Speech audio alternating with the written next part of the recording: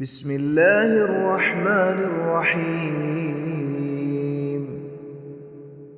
الحمد لله الذي أنزل على عبده الكتاب ولم يجعل له عوجا قيما لينذر بأسا شديدا من لدنه ويبشر المؤمنين الذين يعملون الصالحات أن لهم أجرا حسنا ماكثين فيه أبدا وينذر الذين قالوا اتخذ الله ولدا ما لهم به من علم ولا لآبائهم كبرت كلمة تخرج من أفواههم إن يقولون إلا كذبا فلعلك باخع نفسك على آثارهم إن لم يؤمنوا بهذا الحديث أسفا إنا جعلنا ما على الأرض زينة لها لنبلوهم أيهم أحسن عملا وإنا لجاعلون ما عليها صعيدا جرزا أم حسبت أن أصحاب الكهف والرقيم كانوا من آياتنا عجبا إذ أوى الفتية إلى الكهف فقالوا ربنا آتنا من لدنك رحمة وهيئ لنا من أمرنا رشدا فضربنا على آذانهم في الكهف سنين عددا ثم بعثناهم لنعلم أي الحزبين أحصى لما لبثوا أمدا نحن نقص عليك نبأهم بالحق إنهم فتية آمنوا بربهم وزدناهم هدى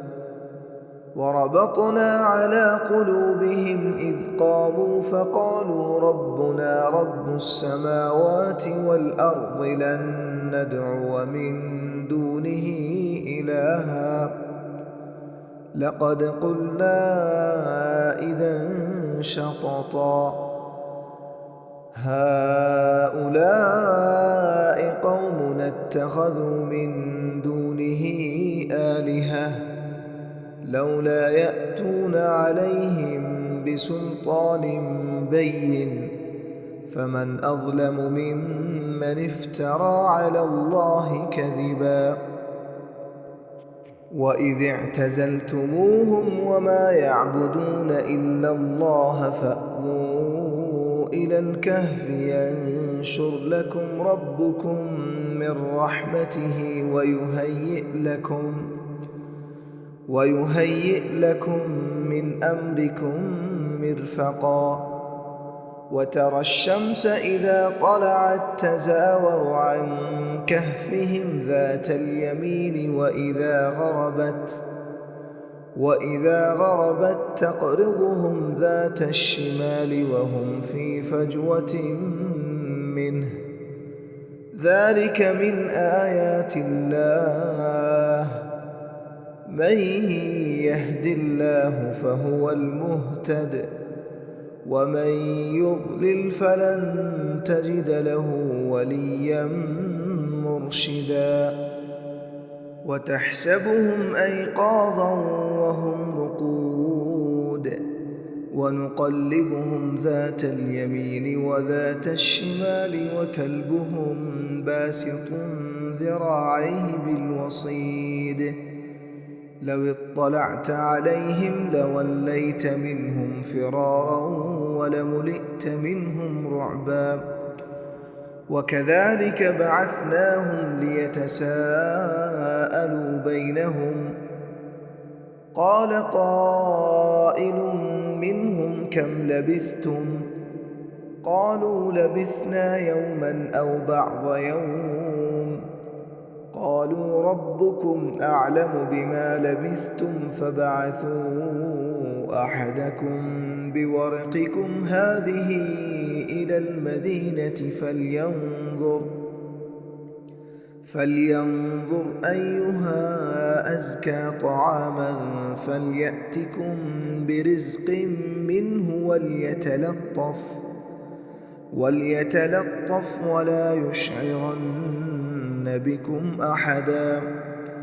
إنهم إن يظهروا عليكم يرجموكم أو يعيدوكم في ملتهم ولن تفلحوا إذن أبدا وكذلك أعثرنا عليهم ليعلموا أن وعد الله حق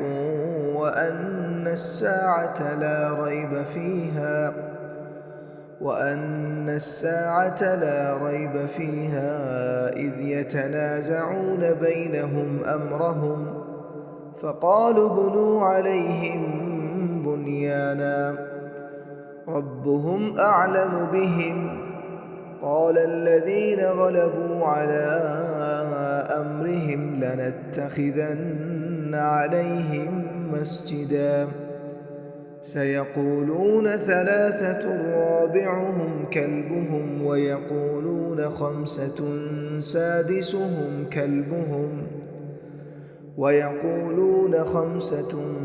سادسهم كلبهم رجما بالغيب ويقولون 7 وثامنهم كلبهم قل ربي أعلم بعدتهم ما يعلمهم إلا قليل فلا تمار فيهم إلا مراء ظاهرا ولا تستفت فيهم منهم أحدا ولا تقولن لشيء إني فاعل ذلك غدا إلا أن يشاء الله واذكر ربك إذا نسيت وقل عسى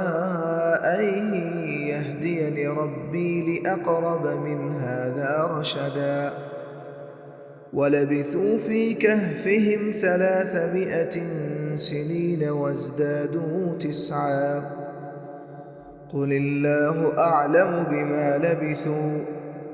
له غيب السماوات والأرض أبصر به وأسمع ما لهم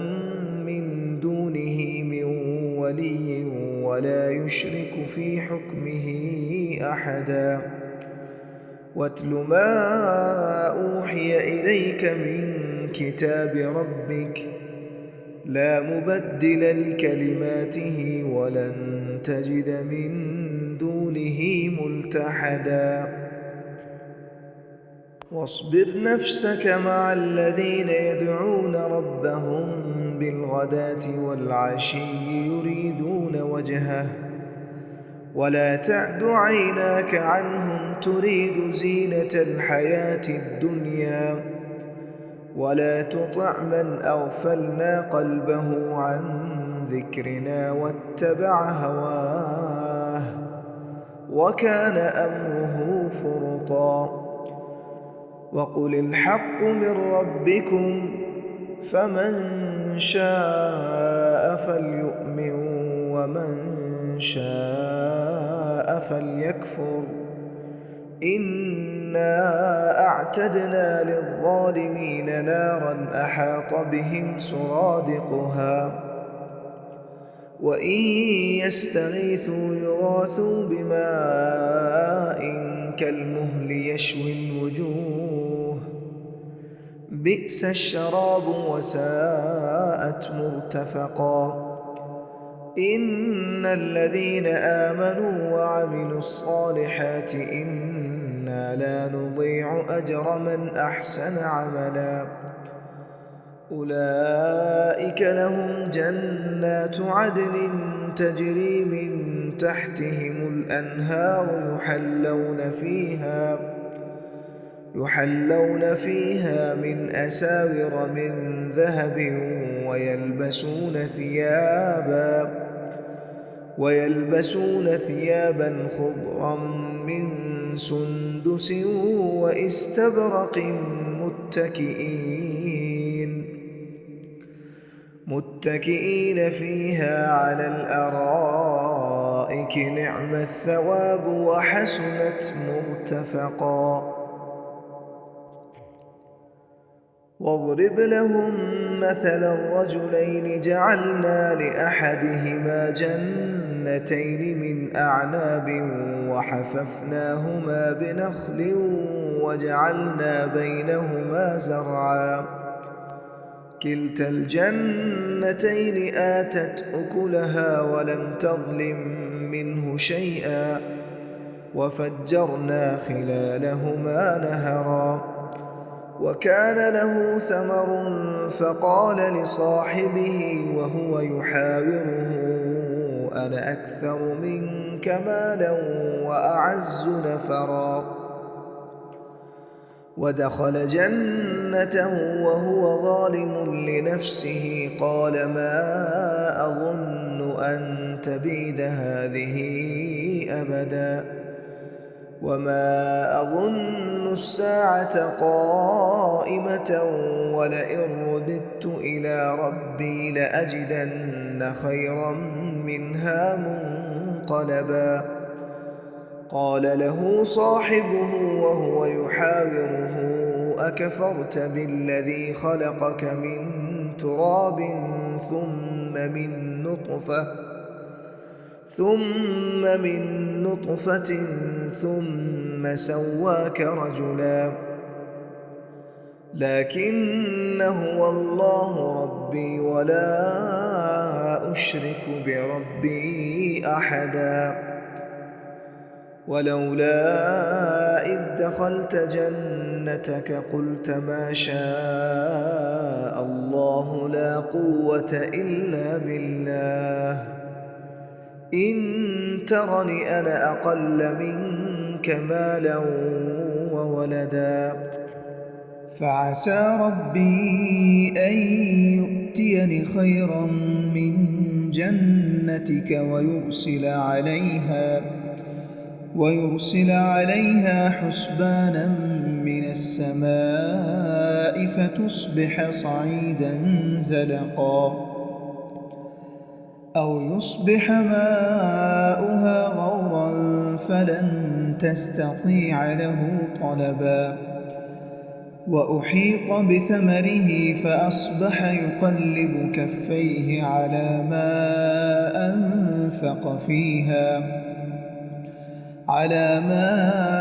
أنفق فيها وهي خاوية على عروشها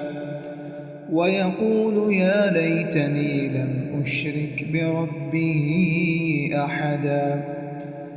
ولم تكن له فئة ينصرونه من دون الله وما كان منتصرا. هنالك الولاية لله الحق هو خير ثوابا وخير عقبا. واضرب لهم مثل الحياة الدنيا كماء أنزلناه من السماء فاختلط به نبات الأرض فأصبح هشيما تذروه الرياح وكان الله على كل شيء مقتدرا. المال والبنون زينة الحياة الدنيا والباقيات الصالحات خير عند ربك ثوابا وخير أملا. ويوم نسير الجبال وترى الأرض بارزة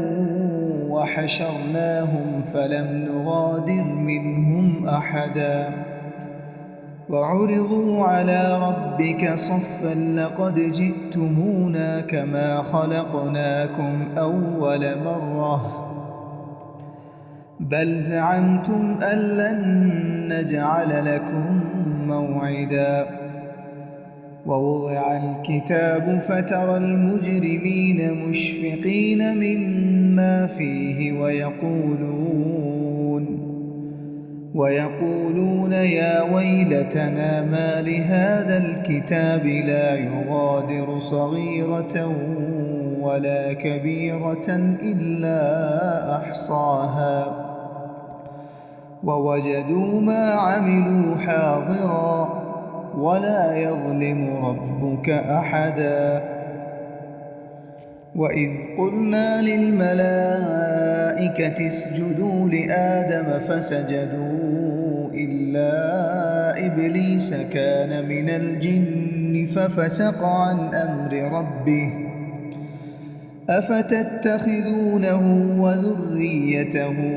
أولياء من دوني وهم لكم عدو بئس للظالمين بدلا ما أشهدتهم خلق السماوات والأرض ولا خلق أنفسهم وما كنت متخذ المضلين عضدا ويوم يقول نادوا شركائي الذين زعمتم فدعوهم فلم يستجيبوا لهم وجعلنا بينهم موبقا ورأى المجرمون النار فظنوا أنهم مواقعوها ولم يجدوا عنها مصرفا ولقد صرفنا في هذا القرآن للناس من كل مثل وكان الإنسان أكثر شيء جدلا وما منع الناس أن يؤمنوا إذ جاءهم الهدى ويستغفروا ربهم إلا أن تأتيهم سنة الأولين أو يأتيهم العذاب قبلا وما نرسل المرسلين إلا مبشرين ومنذرين ويجادل الذين كفروا بالباطل ليدحضوا به الحق واتخذوا آياتي وما أنذروا هزوا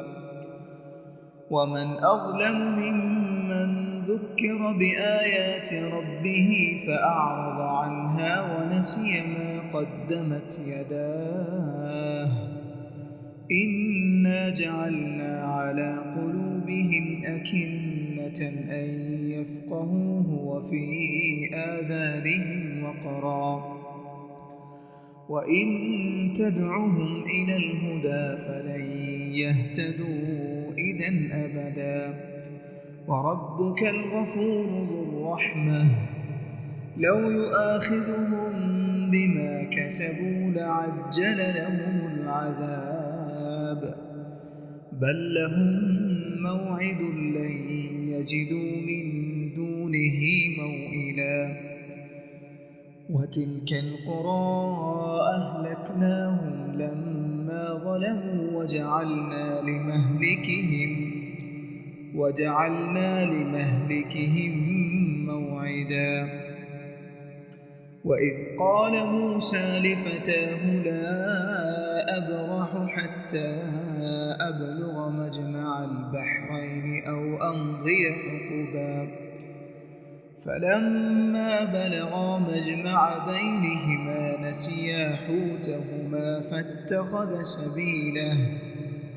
فاتخذ سبيله في البحر سربا فلما جاوزا قال لفتاه آتنا غداءنا لقد لقينا من سفرنا هذا نصبا قال أرأيت إذ أوينا إلى الصخرة فإني نسيت الحوت وما أنسانيه إلا الشيطان أن أذكره واتخذ سبيله في البحر عجبا قال ذلك ما كنا نبغ فارتدا على آثارهما قصصا فوجدا عبدا من عبادنا آتيناه رحمة من عندنا وعلمناه من لدنا علما قال له موسى هل أتبعك على أن تعلمني مما علمت رشدا قال إنك لن تستطيع معي صبرا وكيف تصبر على ما لم تحط به خبرا قال ستجدني إن شاء الله صابرا ولا أعصي لك أمرا قال فإن اتبعتني فلا تسألني عن شيء حتى أحدث لك منه ذكرا فانطلقا حتى إذا ركبا في السفينة خرقها قال أخرقتها لتغرق أهلها لقد جئت شيئا إمرا قال ألم أقل إنك لن تستطيع معي صبرا قال لا تؤاخذني بما نسيت ولا ترهقني من أمري عسرا فانطلقا حتى إذا لقيا غلاما فقتله قال أقتلت نفسا زكية بغير نفس لقد جئت شيئا نكرا قال ألم أقل لك إنك لن تستطيع معي صبرا قال إن سألتك عن شيء بعدها فلا تصاحبني قد بلغت من لدني عذرا فانطلقا حتى إذا أتيا أهل قرية استطعما أهلها فأبوا أن يضيفوهما فوجدا فيها جدارا يريد أن ينقض فأقامه قال لو شئت لاتخذت عليه أجرا قال هذا فراق بيني وبينك سأنبئك بتأويل ما لم تستطع عليه صبرا أما السفينة فكانت لمساكين يعملون في البحر فأردت أن أعيبها وكان وراءهم ملك يأخذ كل سفينة غصبا وأما الغلام فكان أبواه مؤمنين فخشينا أن يرهقهما طغيانا وكفرا فأردنا أن يبدلهما ربهما خيرا منه زكاة وأقرب رحما وأما الجدار فكان لغلامين يتيمين في المدينة وكان تحته كنز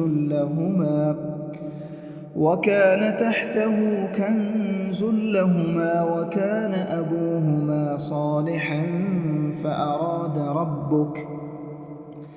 فأراد ربك أن يبلغا أشدهما ويستخرجا كنزهما رحمة من ربك وما فعلته عن أمري ذلك تأويل ما لم تسطع عليه صبرا ويسألونك عن ذي القرنين قل سأتلو عليكم منه ذكرا إنا مكنا له في الأرض وآتيناه من كل شيء سببا فأتبع سببا حتى إذا بلغ مغرب الشمس وجدها تغرب في عين حمئة ووجد عندها قوما قلنا يا ذا القرنين إما أن تعذب وإما أن تتخذ فيهم حسنا قال أما من ظلم فسوف نعذبه ثم يرد إلى ربه فيعذبه عذابا نكرا وأما من آمن وعمل صالحا فله جزاء الحسنى وسنقول له من أمرنا يسرا ثم أتبع سببا حتى إذا بلغ مطلع الشمس وجدها تطلع على قوم لم نجعل لهم من دونها سترا كذلك وقد أحطنا بما لديه خبرا ثم أتبع سببا حتى إذا بلغ بين السدين وجد من دونهما قوما لا يكادون يفقهون قولا قالوا يا ذا القرنين إن يأجوج ومأجوج مفسدون في الأرض فهل نجعل لك خرجا على أن تجعل بيننا وبينهم سدا قال ما مكني فيه ربي خير فأعينوني بقوة أجعل بينكم وبينهم ردما آتوني زبر الحديد حتى إذا ساوى بين الصدفين قال انفخوا حتى إذا جعله نارا قال آتوني أفرغ عليه قطرا فما استطاعوا أن يظهروه وما استطاعوا له نقبا قال هذا رحمة من ربي فإذا جاء وعد ربي جعله دكاء وكان وعد ربي حقا وتركنا بعضهم يومئذ يموج في بعض ونفخ في الصور فجمعناهم جمعا وعرضنا جهنم يومئذ للكافرين عرضا الذين كانت أعينهم في غطاء عن ذكري وكانوا لا يستطيعون سمعا أفحسب الذين كفروا أن يتخذوا عبادي من دوني أولياء إنا أعتدنا جهنم للكافرين نزلا قل هل ننبئكم بالأخسرين أعمالا الذين ضل سعيهم في الحياة الدنيا وهم يحسبون أنهم يحسنون صنعا أولئك الذين كفروا بآيات ربهم ولقائه فحبطت أعمالهم فلا نقيم لهم يوم القيامة وزنا ذلك جزاؤهم جهنم بما كفروا واتخذوا آياتي ورسلي هزوا إن الذين آمنوا وعملوا الصالحات كانت لهم جنات الفردوس نزلا خالدين فيها لا يبغون عنها حولا قل لو كان البحر مدادا لكلمات ربي لنفذ البحر قبل أن تنفد كلمات ربي ولو جئنا بمثله مددا قل إنما أنا بشر مثلكم يوحى إلي أنما إلهكم إله واحد فمن كان يرجو لقاء ربه فليعمل عملا صالحا ولا يشرك بعبادة ربه أحدا.